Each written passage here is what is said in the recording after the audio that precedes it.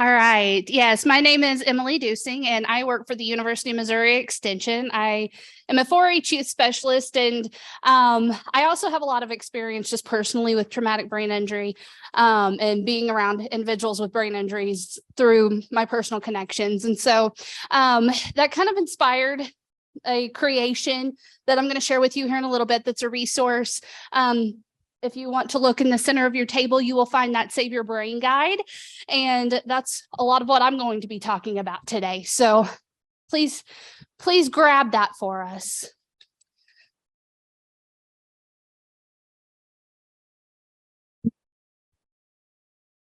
So in this curriculum that I developed, it is a 4-H curriculum. It is free. And if you need help at any point, you can contact the University of Missouri Extension office in your county, and there will be someone who will be able to come help you teach this curriculum to the youth in your school or your community, however that may be for you. So the 4-H Save Your Brain program, the first lesson is very much just an overview that helps you kind of understand what brain injury is, what that means. And I think that that's particularly important because, as we were talking about today, young people don't understand what that means. They don't understand that if you don't have a direct blow to the head, that you can have a brain injury or a concussion. So it's very important for them to understand the facts.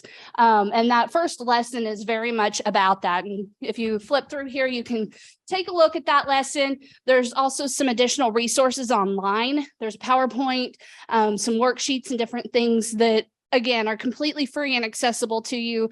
And all you have to do is access that QR code or contact your University of Missouri Extension office in your county to get this. So it's a very good resource. Again, I think that it's particularly relevant because youth don't always have that foundation. And we also know that youth, because of their level of brain development, tend to be very impulsive, and they make a lot of decisions that really put them in a risk category of their own in terms of brain injury. So helping them to understand that and manage that risk is particularly important. And again, that's the reason that this curriculum was developed. So as an adult in the life of a youth, it is really important that you share that information, that you help them to understand. And if they do end up with a concussion or a brain injury, it's important to be a liaison with their parents, help them find a healthcare provider if they're unsure about that, help them to be realistic about what their symptoms are, how that's going to play out. It's also really important that you really emphasize playing by the rules, making sure that they understand why that's important. I know that a lot of times these kids, they want to win. That's the goal, and that's great. But that win at all cost mentality can really put them at risk. So helping them understand why we have to play by the rules is imperative. So again, there's QR codes up here that will give you direct access to that curriculum. Again, it's free. It's ready to use. You can take this. I will say that this particular curriculum was designed with rural youth in mind. However, we are adapting this for other audiences. So there's a lesson in here on, like farm safety and livestock safety. All of these can be adapted to meet the audience needs that you have. That's why I encourage you to contact your 4-H specialist in your county, because they can help you to be able to adapt this curriculum to meet the needs of the kids that you're reaching.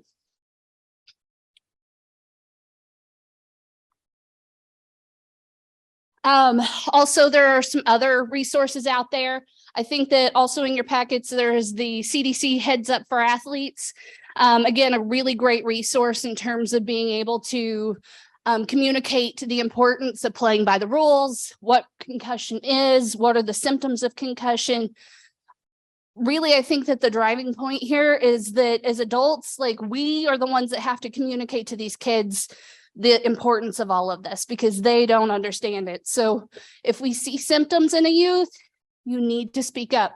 You need to be alerting someone, talking to their parents, making sure that they're getting the medical care that they need, because they aren't going to. A lot of times they're embarrassed, they're really unsure what's going on. And so a lot of times they will be quiet about things.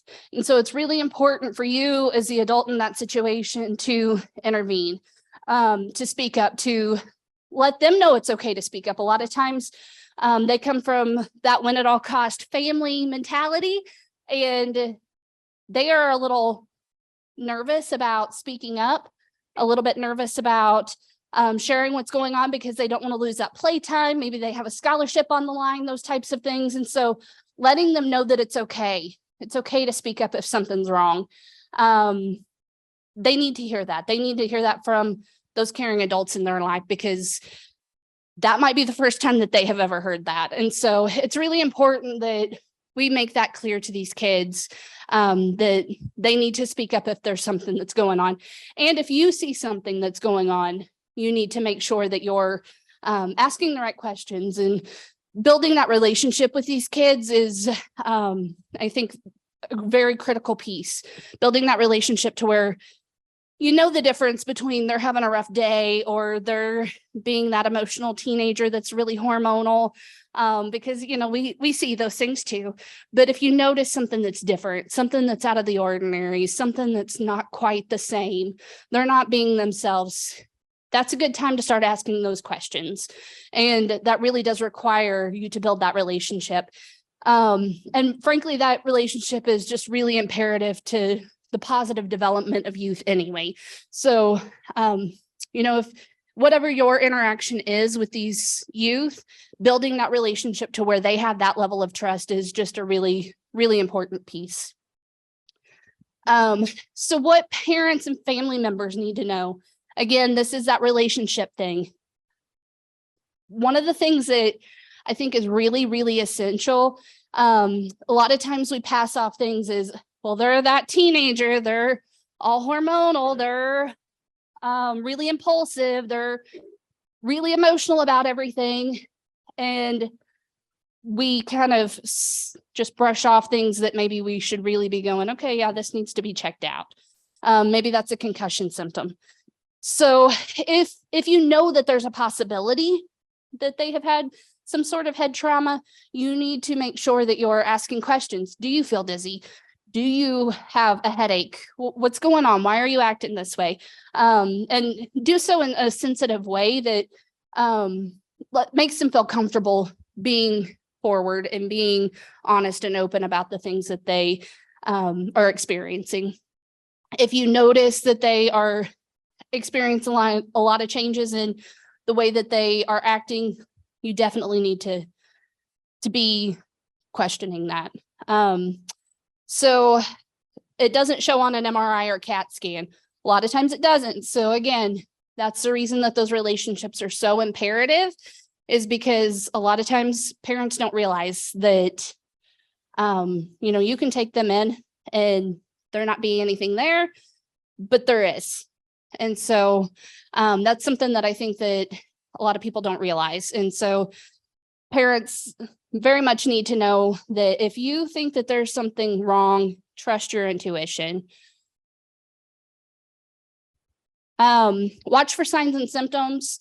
Encourage the sharing of symptoms. Again, I think that sometimes kids are particularly susceptible to hearing, you know, you're going to lose your scholarship, or they're fearful of the peer pressure. You're letting your team down, those types of things. And so understanding that context that these youth are living in is a really important facet in being able to identify, okay, they're not talking about what's going on, but there's something here. So being able to ask the right questions. And if you're unsure of what that kind of a conversation looks like, feel free to reach out to any of us that are presenting here today. I'm sure that any of us could help you be able to know how to start that conversation, but it really does simply boil down to having a good relationship with those kids prior to anything happening, so that you are able to really identify changes and you are able to, you know, approach them in a way that doesn't feel threatening. As parents communicating with school and sports personnel, again, There's accommodations. There's things that we can do, the half day of school rather than a full day. There's, all sorts of different things that might need to be done in order to ensure that recovery process is happening appropriately. And there's no one set of standards, as we have discussed here this morning. You really need to look at that individual situation and figure out what's going to be best. And so having a good relationship with that school, not fearing going in and sitting down with your administrators, your school nurses, any coaches or athletes, teachers, figuring out what that looks like for your particular child. I can't emphasize that enough, because it is really, really important for that child to feel like you're their advocate, and you are their ultimate advocate. More than a coach, more than an administrator, more than anybody else, a parent is their advocate. So they need to know that you're in support of them more than anybody else in their life. As a parent, you are the one who is going to facilitate that conversation and be their voice. So if you know that there is something that's not right with your kid, if you know that there's something that doesn't feel good, trust your intuition, go seek out that medical opinion and look for accommodations. Don't fear having those conversations with the school, sports, whatever it is. Make sure that your child's safe. That's your ultimate priority. And then again, there's some resources here that you can access those QR codes. There's the concussion overview. I believe all of these things are on the table there for you to take a look at. And then there's also that CDC heads up fact sheet. And that is actually part of the Save Your Brain curriculum as well.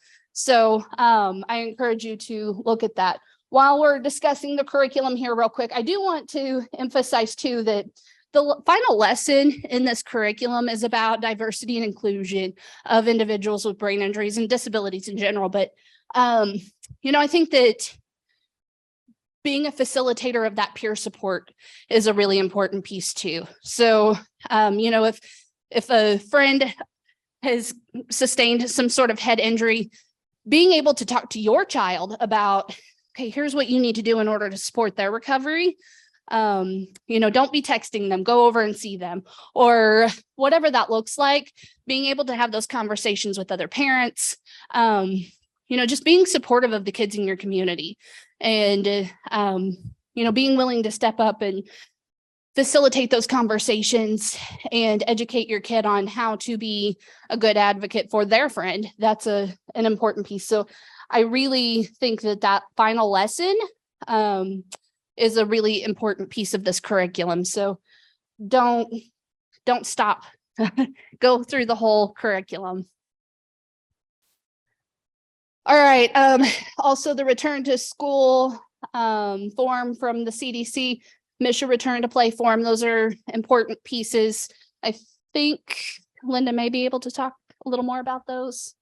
So I'm actually going to pass it off to you. I think at this point, this is where, maybe I'm supposed to talk about teachers. I'm doing okay. I'll go ahead and take this. Can you guys hear me okay? Okay.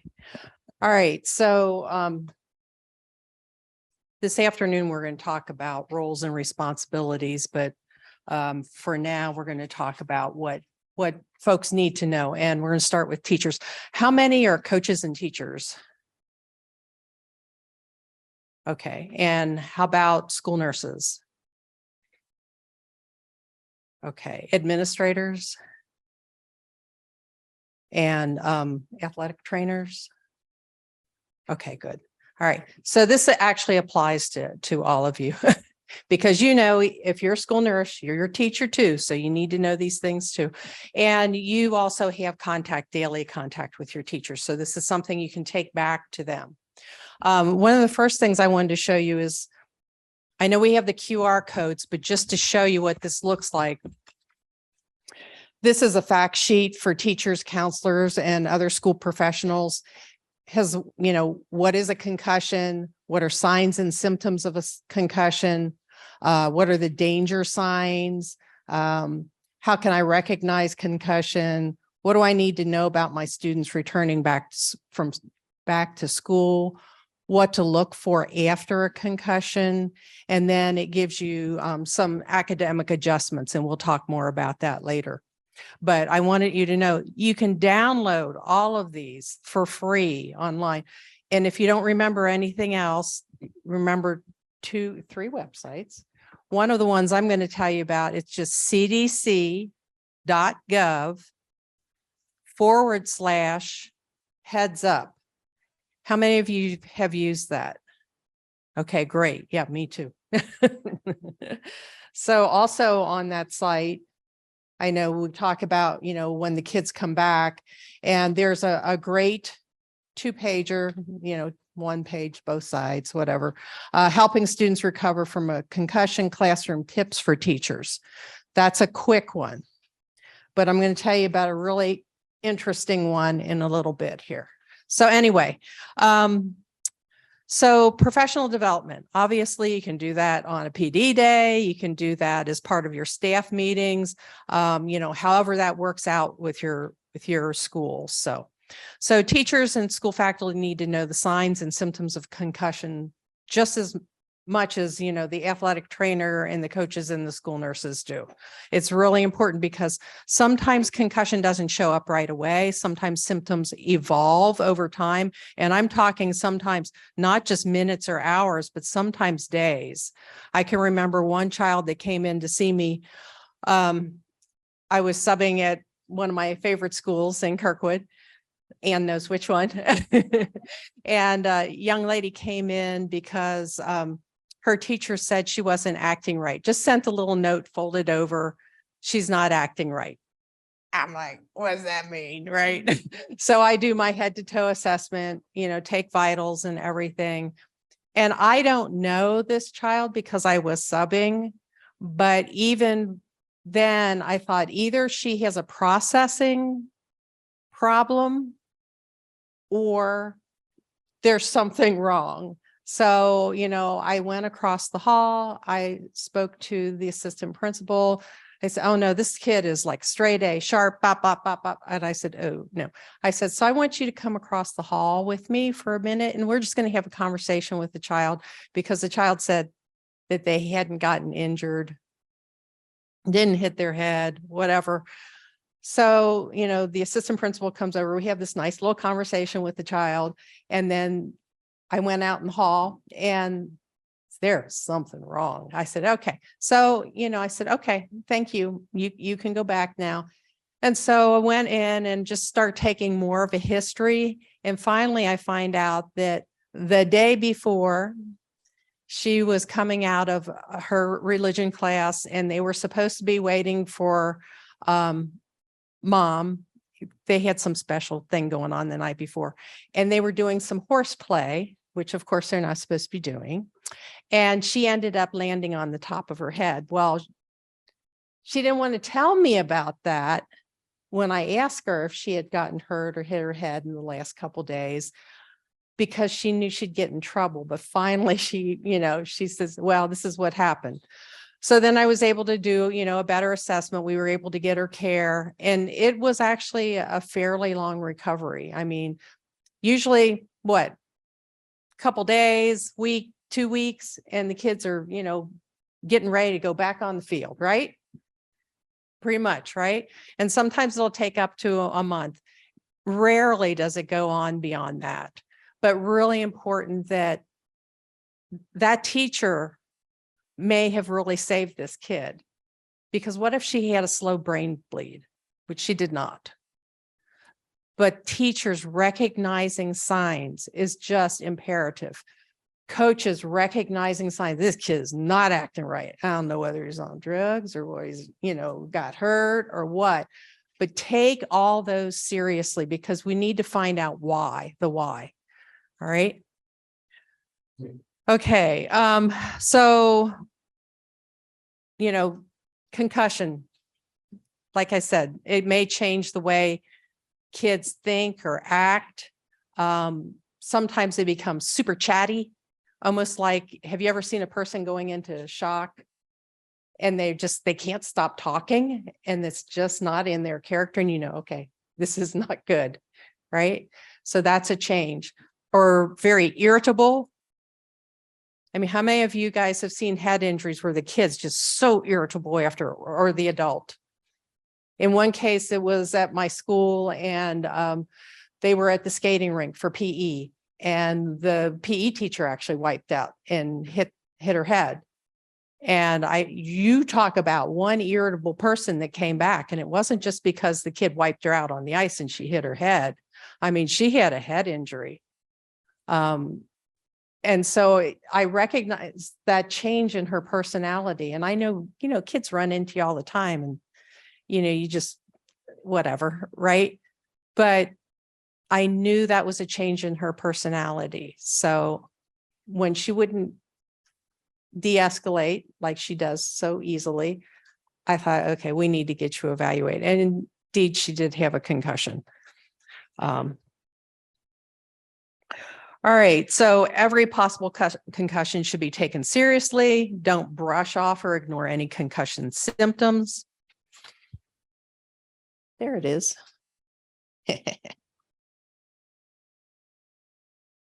So actions that teachers should take, coaches should take: speak up. If changes are noticed in a student, speak up, especially if there are mood changes, mood swings that are not normal for that youth. You mentioned that.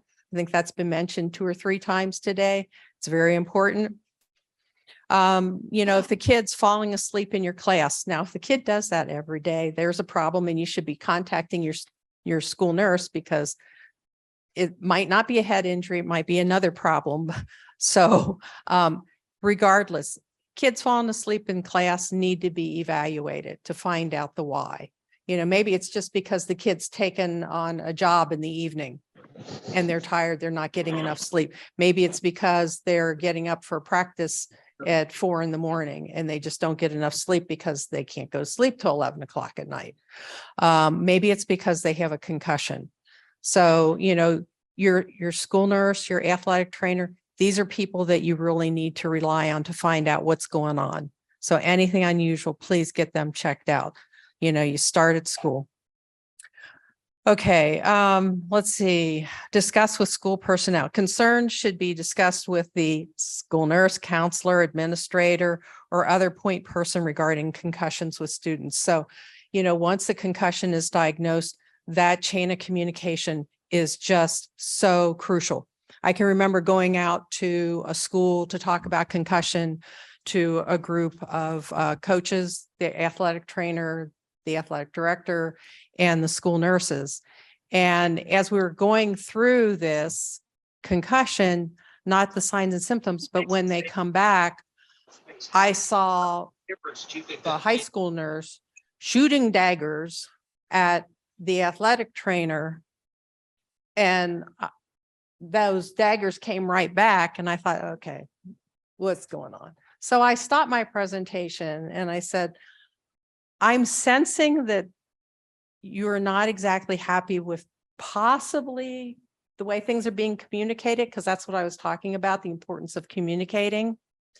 It's like this, we're in school, FERPA, not HIPAA.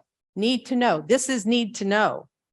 So athletic trainers and coaches, if you know this athlete has a concussion, it is imperative that you let the school nurse know.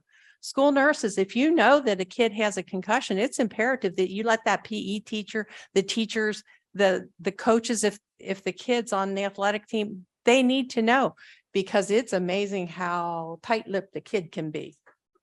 Oh, I see a lot of heads nodding over here, because they don't want to miss playing, whether that's the playground or the next football game or whatever. Or for the girls, maybe it's cheerleading. I think of some of the concussions that I've seen, and I'm going, wow, a cheerleader did what? Especially those flyers, I really worry about them. Okay, implement academic adjustments. All right, we all know what a 504 plan is, an IEP. Well, how long does a concussion usually last? Just typically less than a month, and usually, a week or 2, right? Can you get a 504 meeting convened in that time, a 504 written and a 504 implemented? No. So what can we do? We can make academic adjustments. And Dr. Halstead just put this so well, and he's the one who really worked with the CDC to put all these recommendations in place. You know, he's like our concussion guru. I know Kitty and I have learned a lot from Dr. Halstead over the years. I mean, I've been a nurse for 46 years, and it's like, I listen to Dr. Halstead when he talks, you know, and Kitty's on hub team right now for the concussion echoes. Oh, tiny little plug, concussion echoes. If you have time to tune in, does everybody know what an echo program is? Shake your head no if you don't. Okay, good. All right. MU telehealth is actually a super hub for the echo model. And the echoes are an all teach, all learn type of environment. The sessions last 1 hour, and there's a new one on concussions. There's like 36 different ones that MU does. And the nurses are real familiar with the echoes. Yes, all through. I mean, that's what got us through COVID, right? Every week, 12 to 1, and then in Thursday afternoons. So, but the new one's on concussions, and the first 15 minutes, 20 minutes, there's a didactic or lecture with some Q&A, and then we go into an actual case, and then it's discussed. And you have all different kind of professionals. It's such an interdisciplinary audience. And so if you really want to learn more, if you want to bring a case, you can sign up for the echoes. They're free. You don't have to be on it every time, you know, whether it's weekly or monthly or whatever it is. What's the concussion one going to be? Second and fourth Wednesday at noon. Second and fourth Wednesday at noon. If you can get on, I mean, it is so worth it. If you have a case that you just can't figure out, you know, I contact Kitty. You know, she'll make sure that case gets presented at some point. So I've been on echoes. I've been on the participant end a lot. I've been on, you know, the hub team for AAP, for the disaster. Yes. Just found out about Echo a few weeks ago. Yeah. And I get the concussion one that Yeah. they just had. And it was, okay, sorry. The first time I'd ever attended any of them, and it was awesome. So I'm with vocational rehabilitation, so I have a little bit of a different lens, but it was just so great. And talking about the trajectories that were talked about today. And so I'm like, I know about these, like we just hearing about them. So it's just cool to be on that cutting edge of kind of what's going on. And then Dr. Halstead, like he's on there, and I've heard his name multiple times. So I wrote him down. And so really kind of expanding and getting to know those others in the field. So I highly recommend it if anyone's considering it. Absolutely. All teach, all learn, multidisciplinary. I mean, you've got the experts on there like Kitty and Dr. Halstead. Hope you don't mind me plugging. But yeah, that's an excellent resource. So these academic adjustments that you can do, just simple stuff. They're all really common sense. You know, dim the screen on the computers. Easy, right? Have them dim the screen on their cell phone. Easy. So they're going to math class, and I'm going to talk about a really cool online tool. But in the meantime, you know, what are things that you can do? Give me one example of something you can do in the classroom. Say you're the math teacher. What are you going to do to make an adjustment?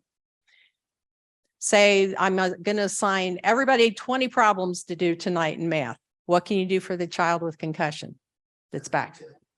Right. Like 10, right? Simple adjustment, right? They're still doing the work. What about an assignment that's due in 2 weeks? What can you do for that kid? Right, exactly. Extend that deadline. Simple stuff. So it's all stuff that we can do without punishing the child. What if the child's in band? Maybe if they have a headache and they're still just a little bit dizzy, but they still got that headache. Are you going to put them in band class? No. You find an alternative for them. Maybe they can just go rest during that time with no repercussions to their grade. I mean, because chances are they're in a couple of weeks, they're going to be back in band and doing great. And if not, we're going to be thinking about maybe we do need a 504.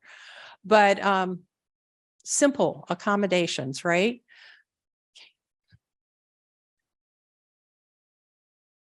All right.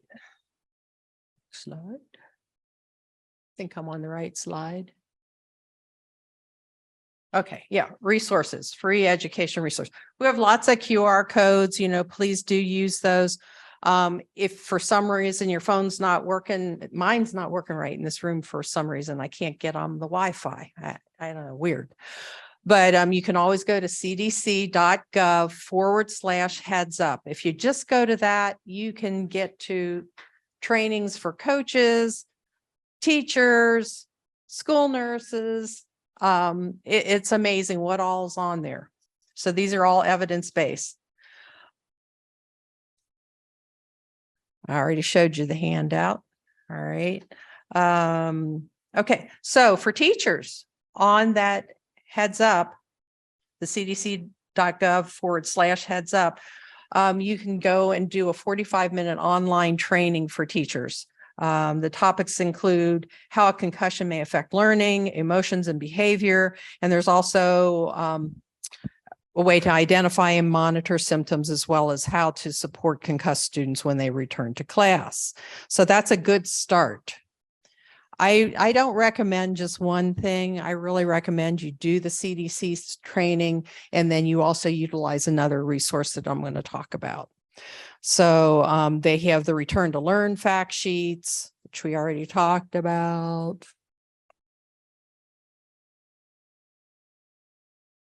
All right, this is what we're going to talk about next. Get Schooled on Concussion.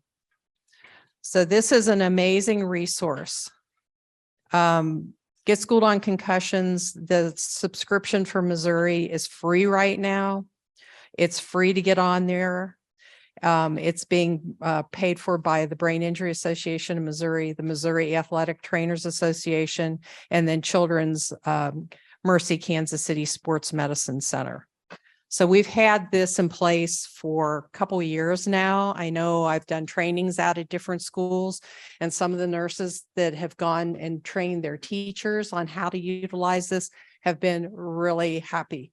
So there's a sheet that's in that middle packet that tells a little bit more about it. And I'll go into a little bit more detail on how you utilize this. So first of all, it's a teacher concussion tool. So remember that. If you don't remember anything else, write down, Get Schooled on Concussion. And if you just Google Get Schooled on Concussion, you will get to it. And then to put in our password so that you can get in free further into it, you put TACT, T-A-C-T in big letters, and then Missouri with a capital letter for M, Missouri, and then 2022. So TACT Missouri 2022.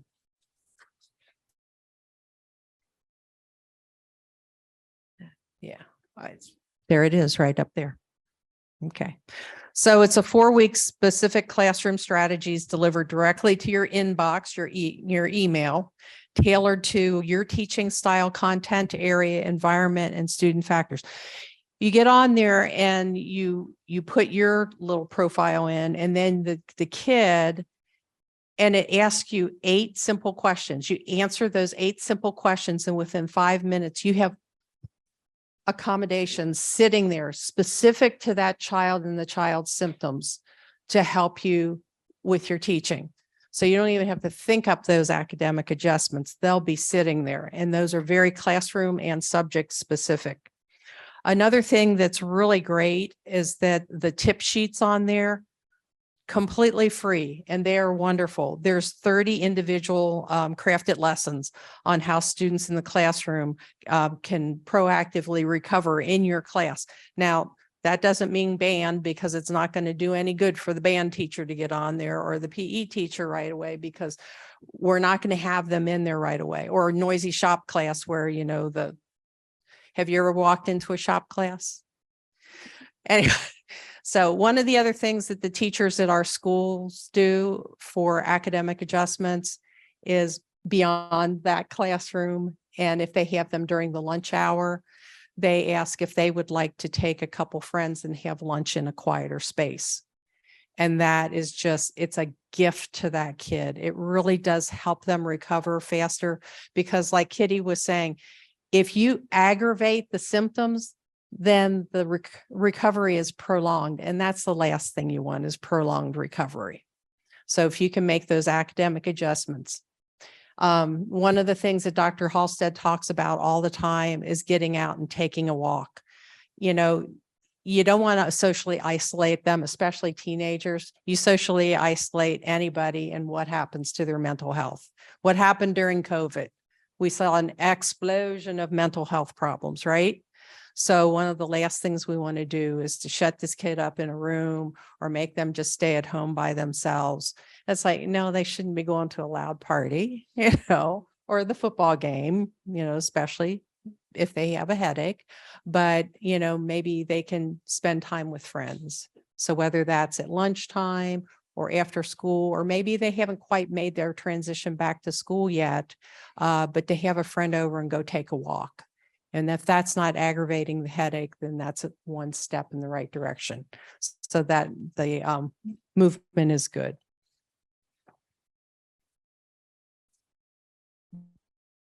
I like handouts.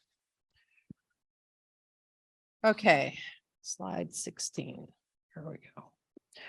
All right, signs and symptoms. Know the signs and what the community needs to know. Are we on that? Nope. We did that. Oh. Communities, there we go. Now I'm on the right slide. Okay, what communities need to know? They obviously need to know signs and symptoms of a concussion. So, I know in school we think of in-school athletics, but if you know that they're on a club sport or something, it doesn't hurt to reach out to them when you're having concussion training to see if they want to come too, or to give them Maureen's number, or just say, go to BIA-MO and see if you can get some training. Because we found out that some of our kids in our neighborhood belong to community leagues, and those coaches are volunteer dads and moms, and they haven't especially had any training. Well, we want our community kids to be safe too, because sometimes those are your future athletes, coaches, right? I mean, sometimes that's how you get them, is they step up. So these younger community leagues. So, I always like to offer that. Sometimes they are interested, sometimes they aren't, but it's important to at least offer. Important for them to know signs and symptoms and recognize changes.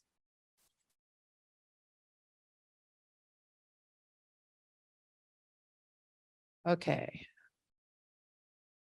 Actions that community members can take. Oh, obvious, don't ignore symptoms.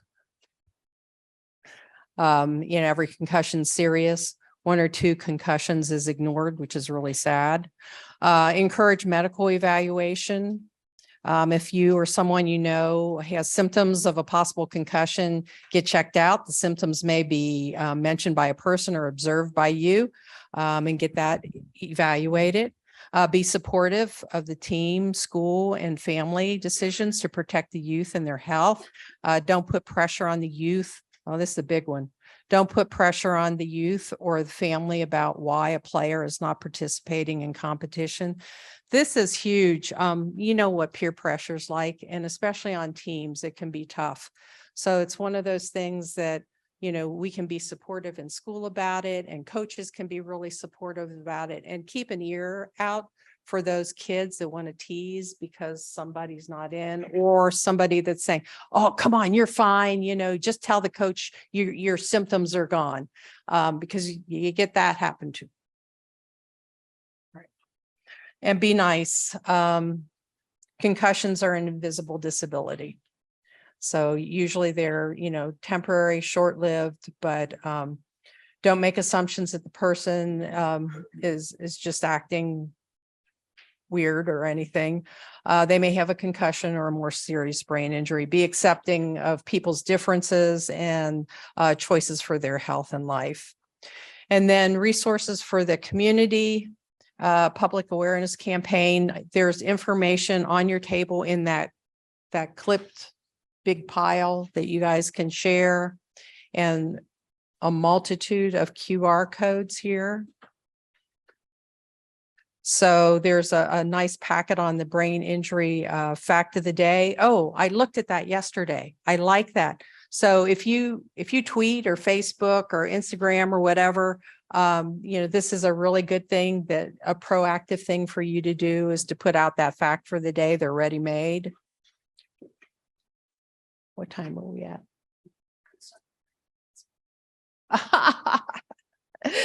Yeah. Okay. So what would you all like us to talk about? We have 30 minutes apparently. Yes. So we've been talking a lot about people going back to school and back to sport and activity, and it's when the idea of 4-H. So we've been talking about people going back to school or back to sport. And when you were talking about 4-H, it occurred to me that we never talk about students, and perhaps this is more specific to high school students who might have a job, and how do they negotiate telling their boss that I can't come in because I can't think very well today. And do we run into that at all? And then not just a job maybe on the side, but what if it's a job that's at home, if they have chores that they're expected to do, and how do you counsel people to negotiate that? One little part of that answer is that all athletes, at least, are supposed to have parent and athlete education every year, right? Yep, I see nodding heads. That's good. I think that that's a very valid question because, with 4-H kids, a lot of times they do have animal projects at home. So they have chores that come along with that. If you have kids that are in FFA, they will have projects that they are doing, a lot of times jobs. And so, yeah, I think that that's a really important thing.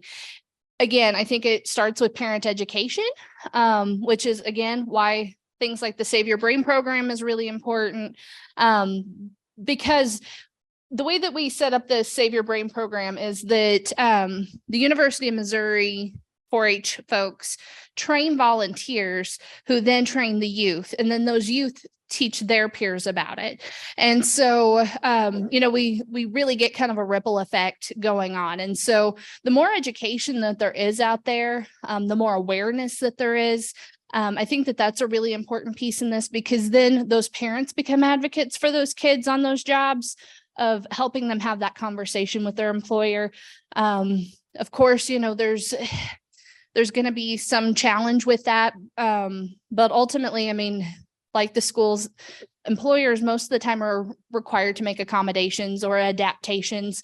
And usually I think that most employers, hopefully at least, are going to be sensitive to that if there's a good conversation going on, and parents can really be a liaison. Teachers can be a liaison. But again, I think it really takes that adult to be an advocate for that kid, because kids typically are not their best advocates. Adults tend to see them as impulsive, and yes. And so again, I think it really does then fall on the adults in their life to be that advocate for them. And that's where people at school can really help that process along, because if you know that student also has an after school job, we can't, as school folks, go and talk to the employer because that's not within FERPA. But we can have that nice conversation with the parent. So, and help the parent to be a better advocate for the child. So just so we don't get in trouble. So I see lunch being set up, so let's keep going with some questions. I know you had a question earlier and I can't remember what it was. Yeah. This is the wealth of information here. I'm a school nurse, high school nurse. Oh, I am a school nurse, a high school nurse in the area. And there's so much wealth of information. Like, yes, absolutely. This should all be happening. But how do families and parents access all of this? Right? Because this doesn't seem like it's in place for a lot of the kids that I have that are concussed right now. And it's taking a long time to get them better. So, like I said, for the youth sports, it's required now, and it's been required since 2011. But so far as the rest of the school where you actually see most of the head injuries, whether that's at the elementary with the playground injuries or the car accident or whatever, the mechanism of injury happens to be, we can be the teachers. So, parent nights, I know at the middle school that I used to work at, we would have occasional parent nights. Now, the attendance could be anywhere from a full auditorium to, 2 parents showing up, but you have to be willing to take that risk and maybe have a parent series or something like that. We did that one year, which we did along with our PTO. We don't have PTA in our school district, but and have that series that goes along with the PTA or PTO meetings where you come in and you talk about, a health topic like concussion. So that's a possible way. I know that several nurses and coaches have their own web pages now. That's a good way to get out information. Usually superintendents have a newsletter. I know that I used to send over monthly something for the superintendent to put in the newsletter. And I did it kind of blog style where I would just give the snippet and then a link to wherever they could go to learn more, because I know parents are so busy that, that might catch their attention. But if you put a 3-page article in there, they're not going to look at it. No one is.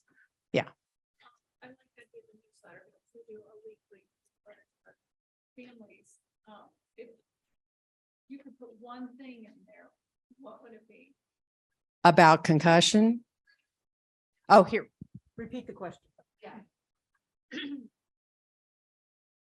In a parent newsletter, if you're talking about concussions, or you want to put information out there about concussions, what is the one link you would put in to get the conversation going? Oh, absolutely. So the one link I would put in is, I would say that head injuries can be serious. As a parent, you can learn more to protect your child at cdc.gov/heads up and then /parents, because there's a page for parents too. So just go to the CDC site and you'll find it and you can get that direct link. Concussion awareness now. Concussion awareness now, absolutely. And that the QR code next to that is it, right? Yeah. So you want to, I don't know if my phone's not working right now, right? So feel free to come up and take pictures of QR codes. Yeah. Hi, I have a question. I am a PE teacher and athletic trainer in a high school. And our school district has been, our AD and then a pediatrician in our hometown have been using the impact software, and they pre and post test kids. What are your thoughts? It was we implemented this a long time ago. We're still doing it. I am kind of stuck in the middle between our AD and our pediatrician. Just what are your thoughts on doing that? I'm going to just step in and do that one. For those of you scoring at home, I'm Kitty Newsham, an athletic trainer also. I think baseline testing can be helpful, but I don't think it's the holy grail. And I look at any of the testing we use as a piece of the bigger picture. And just because they do well on an impact test, for me, isn't clear sailing for them to return to activity. It's one piece of the puzzle. And I think we have to look at it holistically in a bigger picture.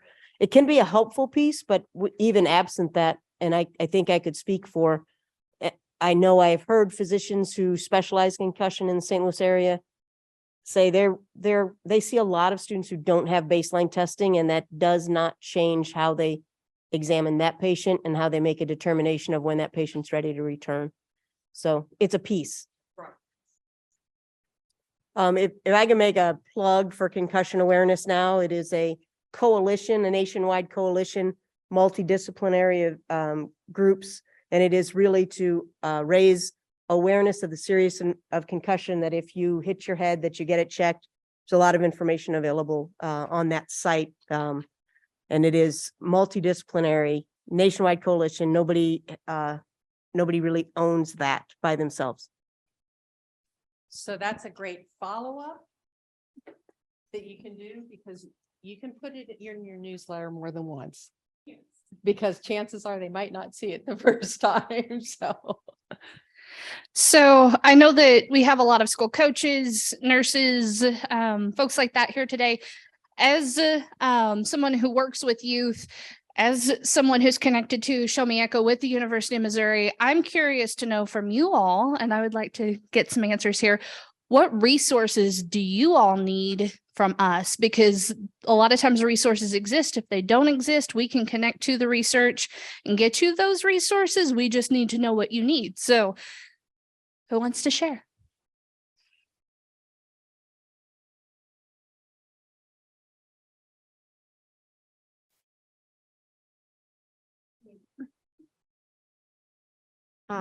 Thank you. Again, a high school nurse, parent resources when I need to give them information, because sometimes they come to me and they're like, we don't know what to do. Our kid's not getting the accommodations that we would hope they would be getting. They're struggling academically, they're struggling mentally. So I think like helping parents, like that's kind of what I do is teaching, that would be. So this is Linda Neumann. One of the things that I would do, first of all, is coordinate with your counselor, have conversation, maybe pull together a team meeting of their teachers. And sometimes it's just that people don't really understand the gravity of a concussion. And so that coordination piece is so important. And often this afternoon, I'll talk about roles of like the nurse, the counselor, et cetera, et cetera. And we'll address this more this afternoon, but sometimes it's the school nurse that really understands it the best. And you need to be that advocate for the kid and just go into the counselor's office and say, I need your help on this, because that makes them a partner. And can we call a meeting of the teachers, meet with them during their planning time, or, before or after school, make it short, concise, but, and that usually will help. And then also, for a kid that's not getting better, you want to make sure that you have that signature from the parents, so that you can have communication with their caregiver, their medical caregiver. And so this is Maureen Cunningham with the Brain Injury Association, for everybody online and everybody here that I haven't met yet. So one thing about all of the resources that are part of the Awareness for All session now, the QR codes and what is on your table, we have PDFs of all of those on the Brain Injury Association website. It's the website that was used to link today. So we will send that to everybody here. So it's a one-stop shop that on our website, you can have resources, all of them that we talked about today. You can have the resources for youth. You can have the resources for parents. You can have the ones for teachers, as well as the community. The other is that if a parent is looking for resources more than the school has information to, you can have them call the Brain Injury Association. We have community resource services, so we can provide community resources such as impact or a referral to a concussion specialist, or provide with, an outside of school perspective on concussions. And I will tell you, we will let them know it is a brain injury. That once the brain injury has been, or once a concussion has been diagnosed, we will stress to them that it is a brain injury and we will provide whatever information that they need. And then, we will also say, work with your school nurses, your counselors, your teachers, and so forth. So. Oh, sure. So also the Brain Injury Association of Missouri, we offer support groups for individuals with brain injury as well as family members. So especially when it's a prolonged brain injury, we do encourage, when it's a prolonged concussion, we do encourage the parent. And really the high school is as young as we go these days. We would love to be able to have a support group for youth with brain injury. So if anybody would like to facilitate that, let me know. We are looking for our volunteers to facilitate that. But that is one of our services along with our community resource services.